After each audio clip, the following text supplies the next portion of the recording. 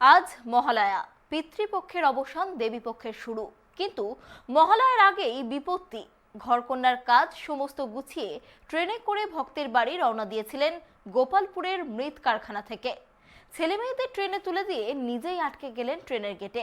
অগত্যা ট্রেন ছেড়ে সড়ক পথে ম্যাটাডোর বুকিং করে 4 ছেলে মেয়েকে নিয়ে কলকাতার কসবায় পাড়ি দিলেন দেবী দুর্গা। ট্রেন ফেল যে শুধু মানুষই করে তাই নয়, করেন দেবদেবীরাও। মহালয়ার আগে ঘরকন্যার সমস্ত কাজ গুছিয়ে রাতে ট্রেনে ভক্তের বাড়ি কলকাতার কসবায় পূজিতা হতে ছেলে মেয়েদের নিয়ে সঠিক সময় রওনা দিয়েছিলেন গোপালপুরের মৃৎশিল্পীর কারখানা থেকে। তিনি প্ল্যাটফর্মে ওঠার পরেই ট্রেন ঢুকল। টিকিট কাটা ছিল ভেন্ডিং মেশিন থেকে। লক্ষ্মী সরস্বতী দুই কোলে থাকলেও গণেশ কার্তিককে নিয়ে একটু দুশ্চিন্তা ছিল। তবে দেবীকে দেখে প্রণাম করতে আসা ভক্তদের সহযোগিতা নিয়ে তাদের জানলার পাশে সিট পেলেও নিজেই উঠতে পারলেন না শেষমেশ। প্রকাণ্ড চেহারা, তার উপর কোলের দুই মেয়েকে নিয়ে আটকে গেলেন গেটেই। ভক্তবৃন্দরা অনেক চেষ্টা করেও মাকে কিছুতেই ট্রেনে ওঠানোর ব্যবস্থা করতে পারল না। এদিকে ট্রেন ছাড়ার সময় ঘনিয়ে আসার মুহূর্তে অগত্যা ঘুমন্ত গণেশ এবং কার্তিককে মায়ের কাছে জমা দেন তারা।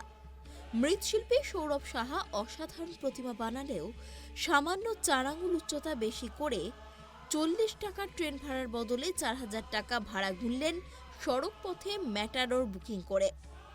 কারণ শনিবার সকালেই মহালয়ার আগে দেবীকে তার ভক্তবৃন্দদের কাছে পৌঁছে দেওয়াটা তার কর্তব্য। তাই কোনোভাবেই মায়ের প্রতি ভক্তি এতটুকু নষ্ট হতে দিতে চান না তিনি। তবে মায়ের সাথে যাওয়ার কথা ছিল আরও 4 জন মৃৎশিল্পীর কারখানার সদস্যদের।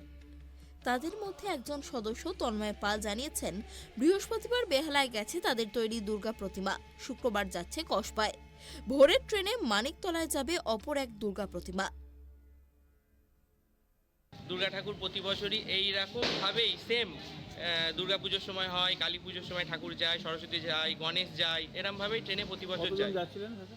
4-5 জন মতো যাওয়া হচ্ছে। প্রত্যেকে টিকিট কাটা? হ্যাঁ, অবশ্যই অবশ্যই। দুর্গা প্রতিমার? হ্যাঁ, একদম একদম একদম। তো দুর্গা প্রতিমার টিকিট কাটা সত্ত্বেও ঠাকুর উঠতে পারলেন না কেন? মাপে ছোট হলো, মানে যা ট্রেনের দরজার মাপ লেন্থটা তার থেকে মোটামুটি 4 থেকে 5 আঙুল ঠাকুর লম্বা। তাহলে এবার কিভাবে পাঠাবেন ভাবছেন? ম্যাটারও ভাড়া করা হবে, ম্যাটারও করে আর এমনি অন্য কোনো ঠাকুর যাওয়ার কথা আছে? হ্যাঁ, অবশ্যই। সকালবেলা 3:22 ঠাকুর আবার যাবে, ওর থেকে ছোট ঠাকুর মাপে। আর আগেও ঠাকুর গেছে, গতকাল রাত্রির বেলা 3:22 ট্রেনে ঠাকুর গেছে একটা, ওটা হাওড়ায় গেছে। সেক্ষেত্রে এমনি কোনো অসুবিধা হয় না না না না, কোনো অসুবিধা হয় না। এরম ভাবে ঠাকুর 4-5 বছর ধরে যাচ্ছে কন্টিনিউ। তবে এই সুযোগে রেলযাত্রী থেকে শুরু করে স্টেশন কর্তৃপক্ষ কিংবা নিরাপত্তা রক্ষীরা বা সারাদিন কাজকর্ম করে ফেরা হকাররা দীর্ঘক্ষণ ধরে দুর্গা প্রতিমাকে প্রণাম করেন। নদিয়া থেকে মলয়দের রিপোর্ট, ট্রাইব টিভি।